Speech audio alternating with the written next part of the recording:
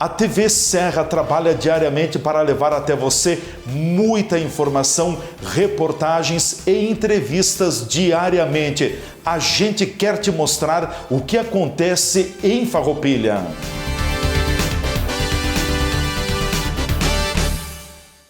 A Câmara de Vereadores é a sede do Poder Legislativo Municipal. Os vereadores representam o cidadão na busca de melhorias para a cidade. O trabalho deles é discutir e votar importantes projetos para a Farroupilha. Além de atender a população e fiscalizar a administração municipal. As sessões da Câmara acontecem às segundas e terças às 18 horas. Todos podem acompanhar, não precisa convite nem traje especial. Câmara de Vereadores de Farroupilha, compromisso com a comunidade. Dada a verificação do quórum, informo a presença de 15 vereadores nesta data do dia 2 de junho de 2025. Em aprovação as atas número 4.450 de 24 de 2 de 25. 4.451 de 25 de 2 de 2025. Os vereadores que estiverem de acordo permaneçam como estão. Aprovado por todos os senhores vereadores. Solicito ao vereador Davi André de Almeida, primeiro secretário, para que proceda a leitura do expediente da secretaria. Boa noite, senhor presidente, senhoras vereadoras, senhores vereadores, imprensa aqui presente e as demais pessoas que nos acompanham. Pedido de informações número 43/2025 do vereador Juliano Balgarten solicita informações sobre o uso do veículo Fiat Strada, placas EPM 3117. Pedido de providência número 89/2025, vereador Darlan de Jesus solicita poda de galhos e roçada na lateral da rua Santiago.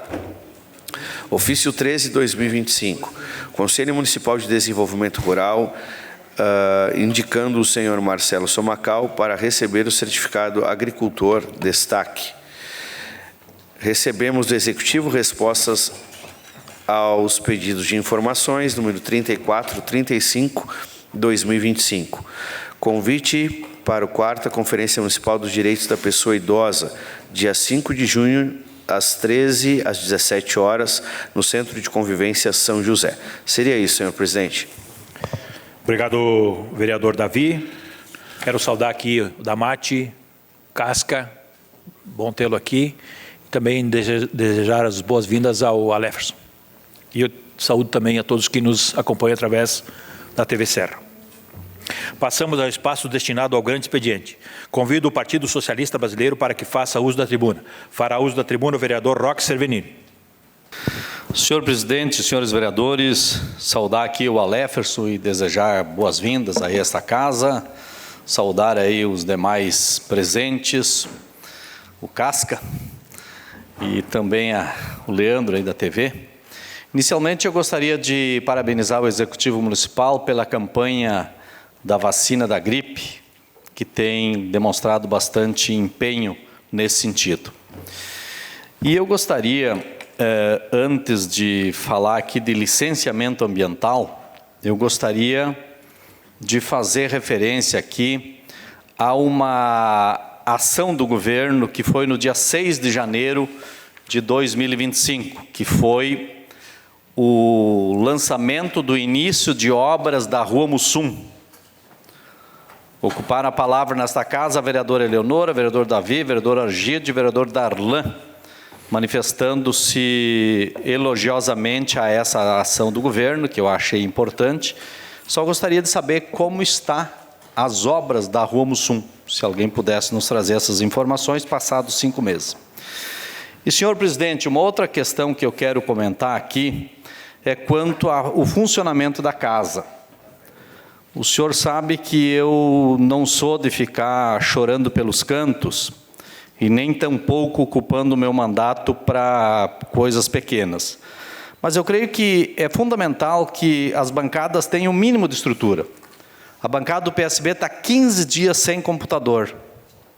E foi comunicado por mim, como líder da bancada, a Vossa Excelência, que estamos sem computador lá.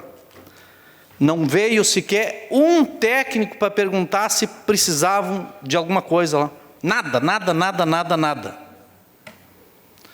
Para mim, só me faz crer que não faz diferença o nosso trabalho aqui. Nós estamos trabalhando porque a gente colocou um computador nosso, particular lá. Estamos sem. Em contrapartida, eu ouço o vereador Juliano, num diálogo bastante eloquente com Vossa Excelência, antes do início da sessão, com relação a um parecer que ele gostaria de ter do IGAM. E Vossa Excelência disse a ele que para o vereador ter um parecer do IGAM tem que passar pelo jurídico da casa. O jurídico da casa só existe porque tem os vereadores aqui, senão não existiria jurídico. E eu quero conclamar a Vossa Excelência que rescinda esse contrato com o IGAM, para que todos saibam, a Câmara de Vereadores gastará, nesta legislatura, quase 100 mil reais com esse convênio com o IGAM. Para quê? Para dar assessoramento para quem? Então, eu lhe deixo duas opções, e vou lhe cobrar. Uma delas, extingue esse contrato, convênio de assessoramento com o IGAM. Se o vereador quer um parecer do IGAM e não pode pedir o parecer, tem que passar por uma série de burocracias para poder fazer um requerimento e encaminhar. Ou então Vossa Excelência extingue pelo mínimo um cargo de assessoria jurídica. Não tem por que ter 2 assessores jurídicos nesta casa. Ou Vossa Excelência explique o que faz uma assessora jurídica, por exemplo, aqui nessa casa. Eu quero que um vereador aqui me diga quando recebeu alguma orientação jurídica, a não ser da nossa procuradora. Não tem, presidente. Não tem necessidade. Nós temos que ter vergonha na cara quando a gente fala de Brasília, quando fala de outros pontos, quando esta casa tem prestado um serviço pífio, muito abaixo do que a população merece. Muito abaixo, em todos os sentidos. Em todos os sentidos. É só gente ocupando cargos e pouco serviço sendo prestado. Já não gosto muito de mim, não tem problema nenhum. Eu devo explicação para quem paga os impostos dessa cidade e que paga caro. É muita gente para pouca coisa. Uma vergonha, 15 dias, um computador estragado numa bancada que quer trabalhar e sequer foi mandado um técnico lá vistoriar. Isso é vergonhoso, vergonhoso. Fica o desafio aqui, senhor presidente, fica o desafio. Prove que está empenhado em reduzir despesa e economizar. Prove isso para nós, prove.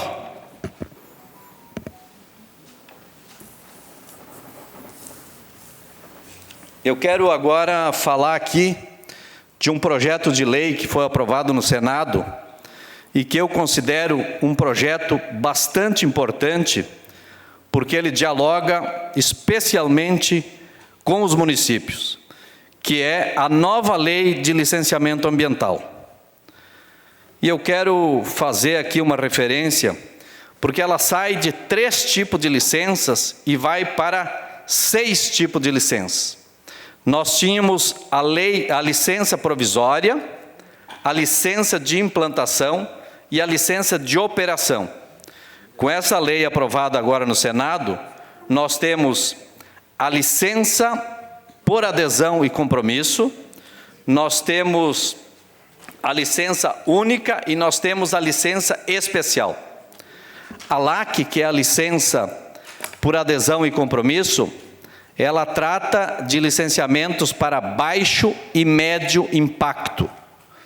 E a licença única também, ela trata para licenciamentos de baixo e médio impacto. E temos o licenciamento ambiental especial, que é a LAI, que ela trata de licenciamentos de obras de interesse do governo. Por exemplo, hidrelétricas, estradas, hidrovias, ferrovias, esse tipo de licenciamento.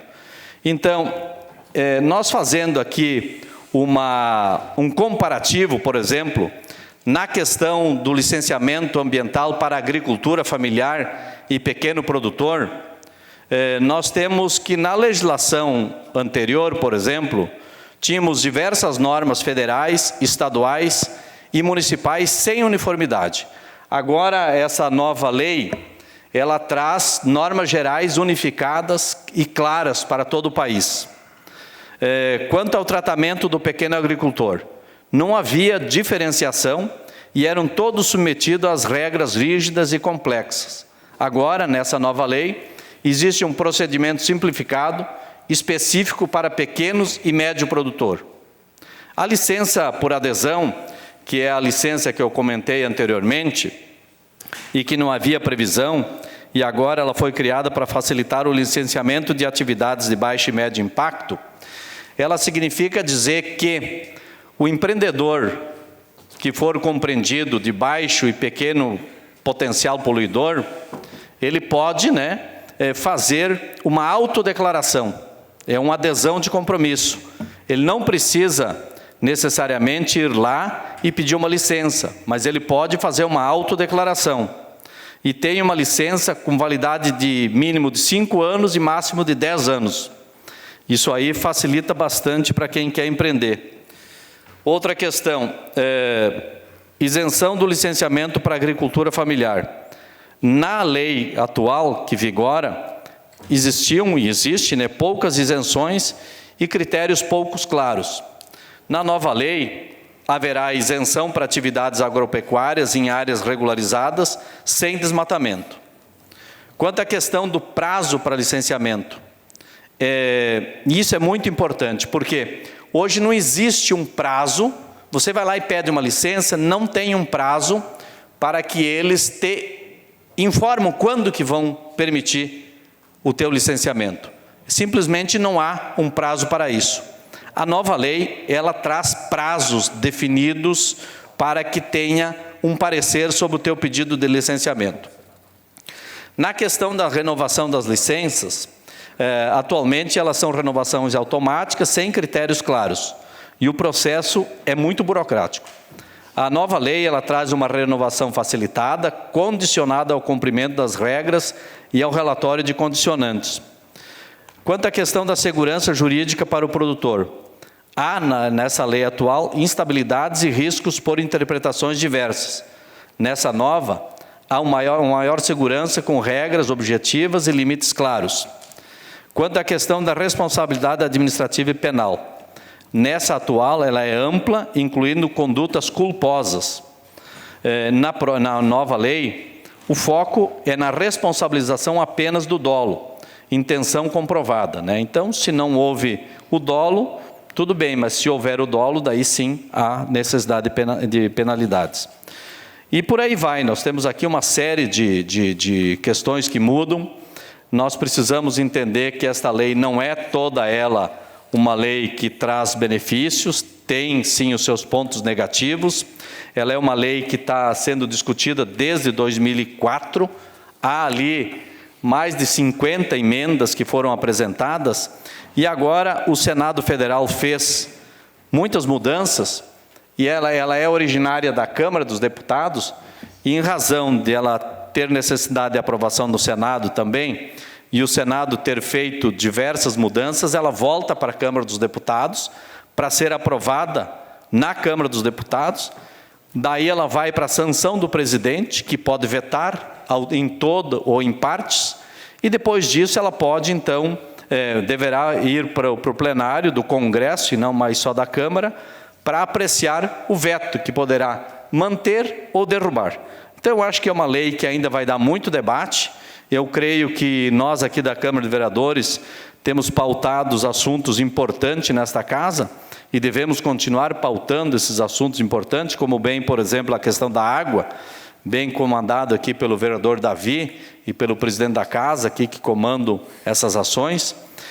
E essa questão da lei ambiental, nós deveremos ditar aqui agora, discutindo isso, muito provável aqui na nossa frente parlamentar em defesa da agricultura, aqui com o Valandro, com o Maurício, com a Fran, com a Fernanda, para a gente fazer um bom debate sobre isso, porque impacta certamente na agricultura.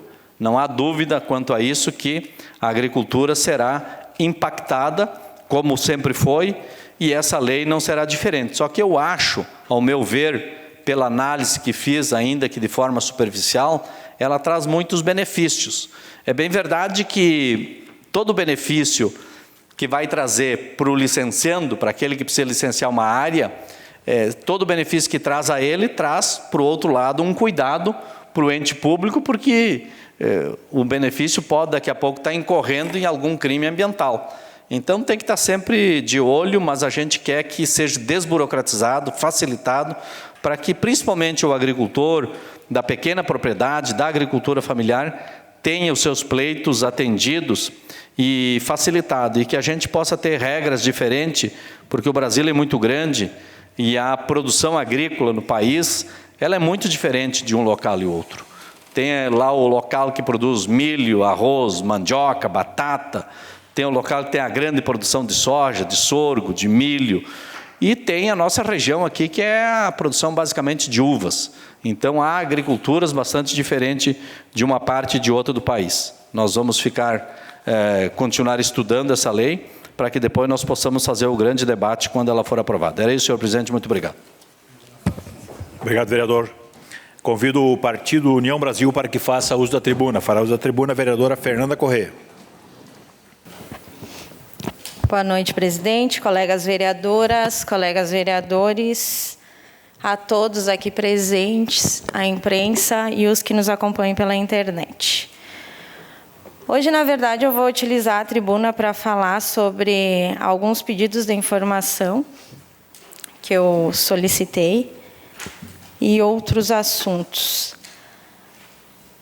Começo aqui falando sobre um pedido que foi feito em março desse ano, 2025, que foi para a providência de reparos na rua Jerônimo Francisquini, na Cooperativa Vitória, lá no bairro Monte Verde, para arrumar aquela estrada onde está intrafegável e os moradores ainda continuam solicitando esses reparos. Na semana passada, novamente, eu recebi a solicitação de uma outra moradora reclamando, né, do estado daquela estrada, onde os moradores estão estragando o carro, furando o pneu e tendo prejuízos. Eu até entrei em contato na semana passada com a administração e foi me passado que essa rua ela está num cronograma para ser asfaltada, e eu volto aqui a dizer que as obras são sempre ótimas para o nosso município, né? Só que é necessário fazer o arroz e feijão. Essas pessoas que utilizam essa rua todo dia estão tendo prejuízos. Quando estragam um veículo, furam um pneu, né, elas estão tendo prejuízos. E elas estão, assim, a todo instante também, solicitando a manutenção dessa rua lá no telefone disponibilizado da prefeitura. E até agora não foi feito. Então, deixo registrado aqui novamente, né, para a Secretaria de Obras tomar a providência de fazer reparos nessa rua.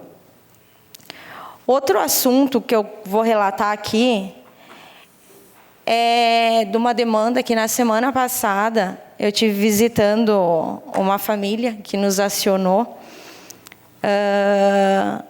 uma mãe, um assunto, na verdade, muito trazido para essa casa através da colega vereadora Fran, foi uma mãe, né, que tem um filho que é autista. E ela nos chamou lá para relatar uma situação que ela passou, tá? E explicar o que ela tinha vivido, né, passado com o seu filho numa situação na saúde. Ela foi orientada a levar o seu filho a consultar num médico especialista que tem na cidade de Feliz. E após essa consulta, ela retornou da cidade de Feliz com um laudo, aonde esse laudo encaminhava o filho direto para a internação, tá? Pois bem, ela foi encaminhada para o hospital, ficou lá aguardando, porque ela não pôde nem ir até a sua residência, pegar roupas e documentos, porque o laudo foi bem enfático em dizer que ela tinha que levar o filho dela para ser internado, para vocês verem o quão grave era a situação. E chegando lá, no hospital, ela tinha que aguardar a médica psiquiatra vir atender o filho, tá? Ela chegou lá, era de tarde, passou a noite inteira e nada da médica vir atender. Quando a médica veio atender ela, a psiquiatra do hospital, ela disse para essa mãe que o lugar onde o filho iria ficar internado não era adequado e que provavelmente iria agravar a situação dele. E escutando isso, o que vocês imaginam que essa mãe fez? Ela foi embora, né? Ela levou o filho para casa. E como a gente pode ver, todo o esforço e as orientações que ela teve foi de ir atrás, levar o filho para Feliz, voltar, todo aquele processo foi tudo em vão. E eu pergunto para vocês, aonde que o município encaminha essas pessoas que estão em crise? Se o hospital não tem um lugar adequado, como que é tratado as pessoas e as crianças quando chegam até o hospital, essas crianças autistas? Porque escutar da médica psiquiatra do hospital dizer que ali não era um lugar adequado para aquele tipo de situação do filho daquela mãe, aonde o município manda recurso para o hospital recebe recurso estadual, recebe recurso do governo federal, recebe as emendas parlamentares. Eu acho que o hospital teria que nos dar um parecer, né? Um relatório de onde que está sendo os investimentos. Porque naquele momento, aquela mãe ficou de mão atada. Ela voltou para casa e ela está em casa com o filho, fazendo o tratamento que ela já fazia antes, tentando conter, porque a gente já teve várias explanações aqui, como que fica, né, a criança e a pessoa que é autista quando ela entra em crise e chegar lá no nosso hospital e escutar que lá não tinha um lugar adequado para ele ficar, é realmente lamentável. Então, serve aí de reflexão e também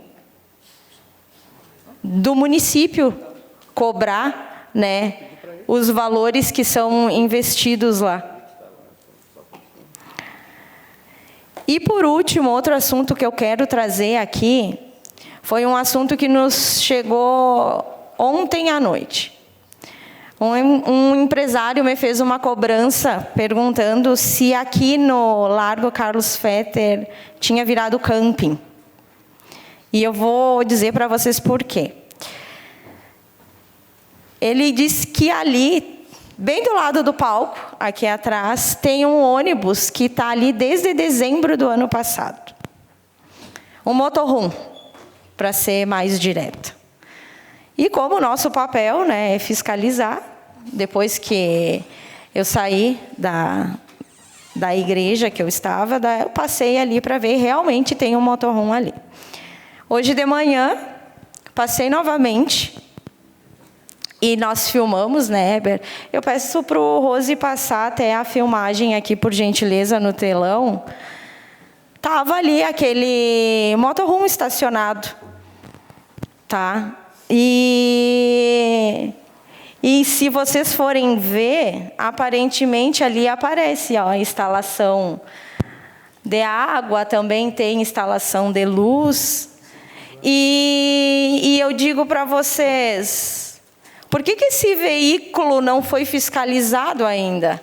Eu até procurei um dos meus pedidos de informação, que eu pedi dos guardas municipais e os fiscais da prefeitura, e achei aqui que uma das atribuições do fiscal é fiscalização, vistoria e atuação de veículos no município. E por que ainda isso não foi lá resolvido, se ele está desde dezembro? Eu acho que os fiscais, eu espero que os fiscais vão lá verificar a situação, porque não é só o motorhome que tem ali, tem até uma moto. Eu até consultei as placas desses veículos, tá? Tá em dia. E eu espero que a administração tome uma providência, porque senão daqui a pouco vai estar que nem lá na Avenida das Indústrias, né? Não vai ser só o motorhome que vai estar ali. Obrigado, senhor presidente. Uma parte ao vereador Juliano. Uma parte ao vereador Juliano. Parabéns pela exposição da temática. E quando tu traz esse assunto que a preocupação com a Avenida das Indústrias, realmente, nós não ouvimos falar em mais nada de ações para combater as invasões. Aliás, cresceu. Até deu um status maior, até a administração do Feltrin foi lá e asfaltou bem no lado lá para estimular. Veja só, cidadão com suas casas regularizadas, pagando imposto, o prefeito foi lá e asfaltou. Em vez de criar políticas públicas e habitacionais de moradia, não. Ele foi lá e fez o contrário. Cadê o controle? E qual a efetividade daqueles 300 e poucos mil que se gastou com uma guarda, uma vigilância privada? Pois é, isso é um próximo pedido de informações. Já isso que nós vamos fazer. Nós vamos querer dados estatísticos daqueles 300 mil que foram gastos. Aliás, queimado, desperdício de dinheiro público, né? Obrigado. Isso aí, vereador Juliano. Lá está cada vez aumentando mais as invasões. Eu acompanhei na época como era feito o trabalho até de fiscalização, de retirada para não deixar as invasões acontecerem. O Ministério Público estava sempre cobrando e agora parece que está tudo certo. Está tudo ok. Obrigado, senhor presidente. Obrigado, vereadora. Convido o Partido Liberal, PL, para que faça uso da tribuna. Fará uso da tribuna a vereadora Glaci Silvestrin.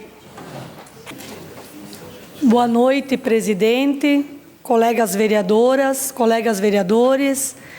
Quero cumprimentar aqui o Micael, o Casca, o Isaías, a comunidade presente, os que nos assistem através das redes sociais, aos servidores dessa casa e à imprensa aqui presente. Hoje ocupo esse espaço na tribuna para falar com muita gratidão e alegria sobre os 97 anos da história do nosso querido Clube Santa Rita, uma das instituições mais tradicionais e queridas da nossa cidade. O Clube Santa Rita foi fundado em 28 de 5 de 1928, a partir do sonho de famílias visionárias que acreditavam na importância de um espaço de convivência, lazer, cultura e união, tendo também como objetivo o de incentivar a prática esportiva entre os associados, fortalecendo os laços da comunidade em uma época em que a cidade ainda dava os seus primeiros passos rumo ao desenvolvimento. Esse grupo de fundadores, do qual fazem parte as famílias Riva, Feltrin, Dalmonte, Lovato, Bolognese, Lumiere e Damin, entre outras tantas que foram movidas pelo espírito de coletividade e pertencimento, e marcaram os primeiros passos dessa jornada, dando forma ao que é hoje mais do que um clube. É um patrimônio afetivo e cultural do povo farroupilhense. Desde a sua fundação, o Santa Rita foi e é palco de grandes eventos sociais, bailes, atividades esportivas e ações que fortalecem os laços de amizade entre gerações. O clube não apenas acompanhou o crescimento de Farroupilha, mas fez parte dele, oferecendo um espaço onde valores como respeito, tradição, companheirismo e alegria sempre estiveram presentes. E é com orgulho que compartilho esta linda trajetória, foi eternizada em um filme, que conta como surgiu a ideia de fundar o clube. Um detalhe muito especial é que grande parte das gravações foram realizadas na comunidade de Linha São João, o que nos honra profundamente, Mais emocionante foi ver pessoas da minha família fazendo parte deste filme, representando com entusiasmo essa história que atravessa gerações. Para a nossa família, é gratificante poder fazer parte não só deste momento simbólico, mas de toda a caminhada do clube, pois seguimos contribuindo com o Santa Rita, por meio de apoio e como sócios ativos, porque acreditamos no valor e na importância que esta instituição tem para toda a comunidade farroupilhense. O Clube Santa Rita é mais do que um local físico. Ele representa memórias, encontros, celebrações e um compromisso contínuo com os valores que moldam a nossa cidade. É um orgulho ver que, mesmo após 97 anos, ele continua sendo um ponto de referência, de convivência para todas as famílias. O jantar baile do último sábado é mais do que uma comemoração. É um reconhecimento àqueles que vieram antes de nós e construíram esse legado com esforço, união e paixão. Quero aqui parabenizar a diretoria atual que organizou esse evento do último sábado. O presidente Micael Campiol, que se encontra aqui presente nesta noite, o vice-presidente Gilmar Luquezzi, o tesoureiro Eric Chiarello, a secretária Ivalda Nichetti, segundo secretário Isaías Roberto Girardi. Dizer também que qualquer instituição, para obter um resultado positivo, é preciso engajamento, companheirismo e muito esforço. E foi dessa forma que os pioneiros fizeram e repassaram para seus sucessores, que foi passando de geração para geração.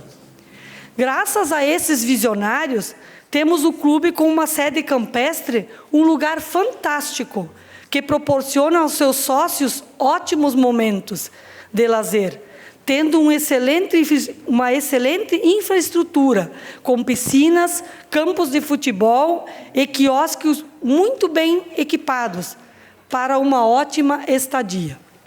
Que o espírito do Santa Rita continue vivo por muitos anos, sendo um ponto de encontro entre passado, presente e o futuro, entre tradição e renovação. Que continuemos todos unidos para preservar e fortalecer esse legado tão valioso para a Farroupilha. Que venham muitos e muitos anos de vida do nosso Clube Santa Rita. Vida longa e rumo aos 100 anos. Era isso, senhor presidente, meu muito obrigado. Pode falar. Uma parte ao vereador Joel Corrêa. Boa noite, presidente, colegas vereadores. Parabéns, vereadora Glaci, pela homenagem aqui ao Clube Santa Rita. Estive lá sábado também, no jantar baile.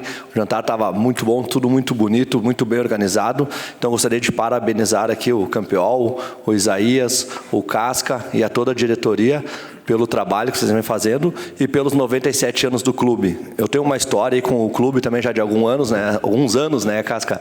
A minha família toda é envolvida com o clube também, carnaval infantil, a gente sempre foi parceiro e com certeza a gente está aqui para ajudar no que o clube precisar, podem contar sempre conosco, estamos sempre à disposição e mais uma vez, os parabéns aí pelos 97 anos. Obrigado, senhor presidente. Obrigado por vocês estarem aqui presentes e que o Clube Santa Rita tenha muitos e muitos anos. É isso que Farroupilha deseja. Obrigado, vereadora. Convido o Partido do Movimento Democrático Brasileiro, MDB, para que faça uso da tribuna. Fará uso da tribuna o vereador Silonei Monteiro. Boa noite, presidente, caros colegas vereadores, a todos aqui presentes, a Damate pela transmissão, Micael, presidente do Clube Santa Rita, o Casca, Isaías, estive lá no clube também, então estava tudo perfeito, muito bem organizado, e eu também faço parte da história do clube, porque na época que eu jogava futebol, o clube não tinha campo. Aí quando eu parei de jogar futebol no Clube Santa Rita, tinha um campo próprio para os jogos lá, Então foi uma pena. Então vamos falar um pouquinho aqui das... Farroupilha entrega hoje mais uma obra de pavimentação, conquista, posição histórica,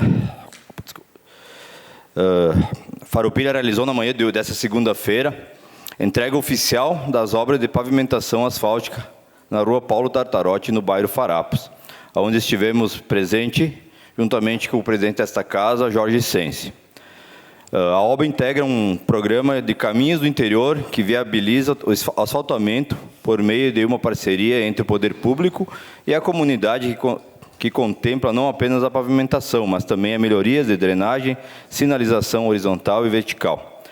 Foram pavimentados 500 metros, somando mais de 3.000 metros quadrados de áreas revitalizadas, com investimento de R$ 592.906. A entrega representa uma conquista para os moradores e condutores que trafegam pela região, garantindo mais segurança e qualidade de vida. O programa Caminho do Interior segue com obras em andamento em outros 5 trechos de estradas rurais. FR quilômetro 51, São Valentim, FR 54, Santa Cruz, FR 30 e 33, ligando as comunidades do Burati e Montebergo, 3º Distrito, a 56 em Linha Jacinto e a 24 em Santo Ângelo. Desde o início de 2025, a atual gestão dá continuidade à administração anterior, tem mantido o ritmo acelerado das entregas e inaugurações. Cada semana, novas obras sendo concluídas ou iniciadas, evidenciando o compromisso com o planejamento e com o atendimento às necessidades da população. Mesmo ciente dos trâmites legais que cercam os processos licitatórios e das dificuldades que possam surgir com empresas que não executam conforme o previsto, a Prefeitura tem agido com rigor, por meio de notificações e aplicação de multas e, quando necessário, substituição por uma nova empresa licitada. O foco permanece em entregar o resultado à população. Outro ponto forte do atual governo tem sido o diálogo com a comunidade. Exemplo disso é o debate aberto com os moradores e entidades sobre o contrato da AGEA, responsável pelo saneamento, demonstrando que as decisões são pautadas por estudo técnico e viabilidade, sempre buscando alternativa em conjunto com a sociedade. Os investimentos de infraestrutura do interior, com recursos próprios ou emendas parlamentares, resultam em um volume de obras sem precedente, desde 2021. Isso se refletiu nas urnas, com a atual administração sendo reeleita com 65% dos votos. Um claro indicativo de aprovação popular. Algo importante a ser comentado, não é algo que feito somente de ano em ano eleitoral, pois estamos somente a 5 meses de mandato e vejam, senhores, obras sendo entregues. Sabemos que ocorre alguns vamos chamar de imprevisto, que a comunicação às vezes falha em alguns setores da Prefeitura, pois fomos convidados para a conferência de pessoas com deficiência, que vai acontecer agora no dia 5/6, às 13 horas, no Centro de Convivência São José. Agradecemos aqui o convite da secretária Anita, mas, por outro lado, não veio para esta casa o convite para os vereadores para a Conferência Municipal da Saúde, que aconteceu no último dia 31 de maio, no Colégio Nossa Senhora de Lourdes. Além das obras do município, também celebramos a conquista importante na área de desenvolvimento social e econômico, o Índice Ferijam, de Desenvolvimento Municipal, o IFDM, da Federação de Indústrias de Estados do Rio de Janeiro, colocou Farroupilha na 13ª posição do Rio Grande do Sul e na 61ª do Brasil. O melhor resultado da história do município. Os dados de 2023, que avaliam os pilares da saúde, educação, emprego e renda, atribuíram a nota geral de 0,83, de um máximo de 1, a Farroupilha. O destaque maior vai para emprego e renda, aonde o município alcançou uma impressionante nota de 0,99, quinto melhor desempenho de 27 no Brasil, com avanços significativos em geração de empregos formais, diversidade econômica e valorização salarial. Esse número reflete na gestão comprometida, eficiente e participativa, que alia investimento em infraestrutura com políticas públicas, que promove o desenvolvimento sustentável de Farroupilha e seus distritos. Como representante do Legislativo, cabe a nós, vereadores, seguir com o nosso papel de fiscalização, contribuindo com sugestões, apontamentos, sempre com o objetivo comum de melhorar a vida da população. A divulgação desses dados só vem a reforçar o trabalho que está sendo realizado em Farroupilha pelo governo municipal, que a política desenvolvida fomenta a geração de emprego, pois, pelas palavras do nosso prefeito Jonas Tomazini, foram criadas mais de 2,5 mil vagas entre 2021 a 2024, além da desburocratização dos processos tributários e a criação da Lei do Desenvolvimento Econômico e Inovação. É isso, senhor presidente. Muito obrigado. Obrigado, vereador Silonei. Convido o Partido Progressista, PP, para que faça uso da tribuna. Abre mão. Convido o Partido Democrático Trabalhista, PDT, para que faça uso da tribuna. Fará uso da tribuna a vereadora Franciele Bonassi. Boa noite, senhor presidente, colegas vereadoras, vereadores, ao Micael, o Isaías, que estão aqui, nossa sempre vereadora e presidente desta casa, a Glória, também, e a todo o público que nos prestigia essa noite. Hoje, na verdade, eu quero dar as boas-vindas ao Aleferson também, né? Seja bem-vindo, Ali, a esta casa, que com certeza o nosso mandato ganha muito com a tua presença aqui. Obrigado por ter aceitado esse desafio.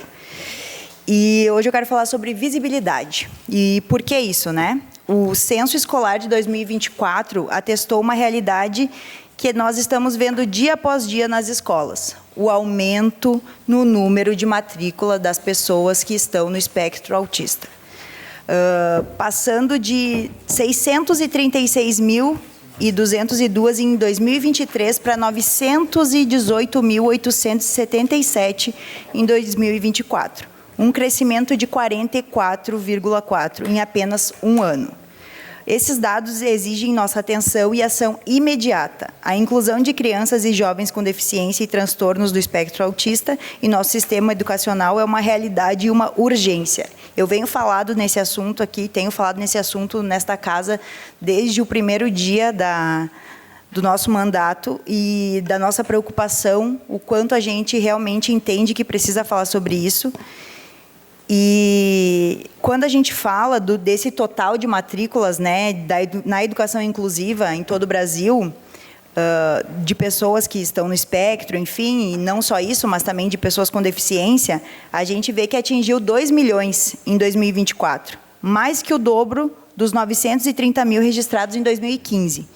Então, eu tenho dois sentimentos em relação a isso. Eu tenho preocupação e tenho esperança.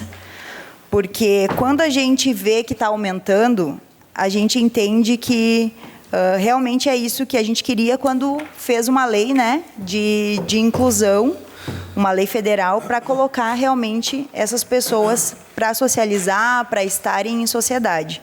Mas, ao mesmo tempo, me preocupa porque esse progresso, esse aumento, traz consigo a responsabilidade de garantir que nossas escolas estejam preparadas para atender adequadamente essas pessoas. E aí a gente volta a falar aqui do município, né, sobre a importância da qualificação. Porque a educação inclusiva efetiva vai além do acesso à sala de aula, requer infraestrutura adequada, formação continuada dos professores, monitores e o fortalecimento de recursos pedagógicos. E depois eu vou falar um pouco sobre essa questão dos monitores aqui, que não é muito legal.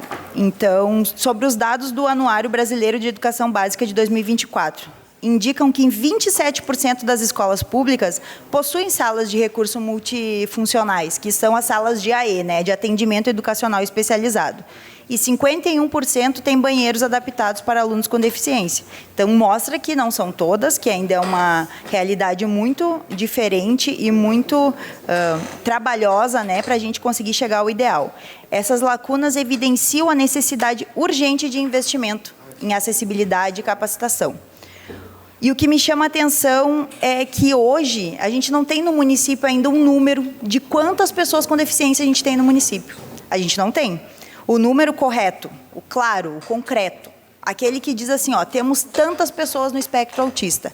A gente vai se basear por qual número? Pelo CIPTEA, que é o cartão oficial da pessoa com autista, né? Com espectro autista, desculpa. Então, hoje, são 208 pessoas no município de Farroupilha. Não é a realidade que a gente vive. O CIPTE, ele é extremamente difícil de fazer. O nosso gabinete faz. A gente auxilia famílias a fazer aqui. A AMAFA faz também. A AMAFA tem auxiliado as famílias, mas o poder público não faz. Não tem ninguém, não tem um setor na prefeitura que ajude a fazer o CIPTE, que é o que vai dizer lá na frente qual política pública que a gente tem que trabalhar, quantas pessoas tem. A gente tem que medir. E a gente não tem hoje aqui no município. Quando a gente fez a reunião com o prefeito, essa foi uma solicitação das famílias atípicas, né?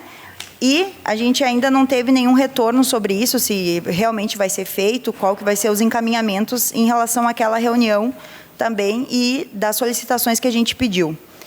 E eu quero perguntar algumas coisas aqui.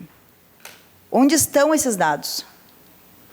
Eu gostaria de saber. Eu gostaria de ter esses dados. Aqui eu acho que os vereadores precisam ter esses dados para a gente poder trabalhar. Porque parece que Farroupilha não vive a realidade brasileira, quando o assunto é autismo e inclusão. Ou os responsáveis não querem oficializar esses dados, né? Porque também pode ser isso. Porque se no Brasil a gente tem 2,4 milhões, segundo o IBGE, e ainda bem que agora saiu esses dados para a gente realmente ter visibilidade e poder mostrar, nós estamos aqui, nós existimos, as famílias atípicas existem, as crianças, os adolescentes, os adultos existem, estão na sociedade, a gente precisa trabalhar e precisa falar sobre isso. Mas, né, a gente não está nem aqui falando, não está contando os que não têm diagnóstico fechado ainda. Ou mesmo aceitação da família, ou mesmo, né, entendimento sobre o que é o espectro. E se a gente considerar esse número em questão de Brasil, que são 2,4 milhões, né, 1,2% da população, e nós trazermos para a realidade de Farroupilha, pensando em 70 mil habitantes, proporcionalmente, no mínimo, nós teríamos que ter aqui entre 800 e 900 casos, né, de pessoas que estão no espectro autista. Mas aonde que está esse dado? Eu não sei. É muito difícil nós não termos esses dados concretos. É uma total falta de respeito, na minha opinião, com as famílias e com a sociedade. Se já é difícil conseguir vaga na escola, muitas vezes, quando se tem um diagnóstico, que muitas escolas, aqui nem estou falando da escola pública, porque a escola pública, qualquer escola não pode negar vaga, né? Isso é lei. Mas a escola pública ainda tem acaba tendo esse dever e acaba acolhendo, enquanto algumas escolas particulares sequer aceitam as crianças quando têm um diagnóstico. Isso é extremamente triste, extremamente frustrante, né, para mim, enquanto pessoa, enquanto mãe de uma criança que está no espectro autista também. Então, eu fico bem decepcionada com coisas desse sentido, porque por trás de cada uma dessas pessoas existe uma mãe, existe um pai, existe uma avó, muitas vezes, existe um que cuida, né, que é o cuidador, que é a cuidadora dessa pessoa, e ele está tentando entender por onde começar, como melhorar, e o que tem que fazer, então, para melhorar a vida dessa pessoa, porque muitas vezes não se sabe nem por onde começar. Não sabe onde vai conseguir ajuda, não sabe onde fazer um diagnóstico, o acompanhamento não sabe se vai ter, é uma incógnita, tudo é uma incógnita. E não sabe se vai ter escola preparada. Na maioria das vezes não tem. Nem toda criança autista, nem todo adolescente, nem todo adulto tem acesso ao que realmente precisa. E isso é muito triste. Nem toda a família tem apoio. E não dá mais para fingir que estamos prontos, quando ainda falta muito. E aqui eu vou falar uma coisa, que a gente está no mês de junho, entramos metade do ano, né? E ainda a gente tem criança sem monitor na escola. E eu quero deixar os parabéns aqui à Secretaria de Educação pela falta de sensibilidade e estratégia, porque começaram a capacitação dos monitores em 3 etapas. A primeira etapa, show de bola, presencial, todo mundo ali, num dia normal de trabalho. A segunda etapa, num sábado. Quem que pensou nisso? Como que a gente vai pagar R$800 para uma pessoa, tá? E ainda comprometer o sábado dela para ela ir fazer capacitação. Tem que ser em dia de trabalho. É claro que não teve adesão. Sabe quanto? Na primeira vez teve mais de 100 pessoas. A segunda capacitação, 30 pessoas. 30 monitores. Não, é inacreditável. E sabe o que isso demonstra? Demonstra falta de vontade de priorizar esta causa e falta de planejamento. Me desculpem, mas o que estão fazendo é que essas pessoas que estão tocando isso, a gestão da educação, não tem a mínima ideia do que estão fazendo. Obrigado, senhor presidente. Obrigado, vereadora Franciele. Está encerrado o espaço destinado ao grande expediente. Aqui eu quero aproveitar e cumprimentar o Micael Campiol e também o Girardi, de novo o Gasperim, que fazem parte do Clube Santa Rita, e também parabenizá-los pelos 97 anos, agora recente. Também os nossos que nos prestigiam, obrigado pela presença, também a sempre vereadora Maria da Glória Menegotto e também o Balsani. Daniel, obrigado pela presença.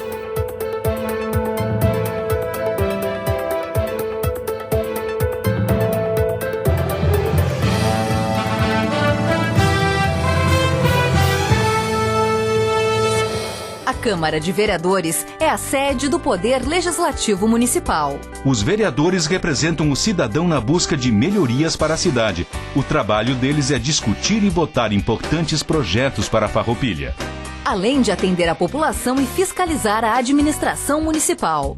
As sessões da Câmara acontecem às segundas e terças às 18 horas. Todos podem acompanhar, não precisa convite nem traje especial. Câmara de Vereadores de Farroupilha, compromisso com a comunidade.